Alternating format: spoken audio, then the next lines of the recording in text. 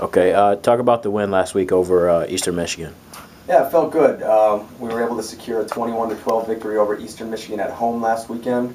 A couple special things happened that weekend. It was a breast cancer awareness meet, which hit very close to home for us, with one of our wrestlers' mothers being a survivor, so that was very special for him and special for our team. And also it was the first time that we did our ESPN3 broadcast, which came off without a hitch. I thought it was a great setup. I thought it was a great chance for our team to showcase themselves nationally, and I thought they were very proud of that. So it felt great to win as a team. That was something that we had been harping on all week, and it felt good to win some very tough situations. A lot of those matches were very close, very hard-fought battles, and we came out on top of some of them. So, highlights of the night were Sean Scott's win over Anthony Abro, who was a nationally ranked foe at 197.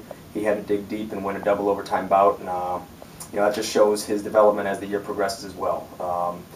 Jordan Northrup back in the lineup at 133, lost a tight one to Vinny Pizzuto, who was a very tough competitor, and Jordan was actually winning in that match going into the third period and let it slip away, but we think that Jordan's on the right track to have a good finish here. Okay. With Kent State coming up, going out to Kent State, just talk about what's it going to take to get that door, or your expectations for it. Yeah, Kent State, again, a talented team. They like to take a lot of outside shots. They like to do a lot of scrambling, so we're going to have to get to our shots and finish strong. We're going to have to put some guys down hard on the mat and not take our finishes for granted and let guys hit a lot of leg passes and roll around on us. So we're prepared for that. We've hit a lot of that in practices and in our individual workouts this week. And we're going to head in there with a full head of steam and wrestle our best and compete our hardest and hopefully, get our hands raised on Friday night. Okay. And then obviously the Redshirts finishing up their season.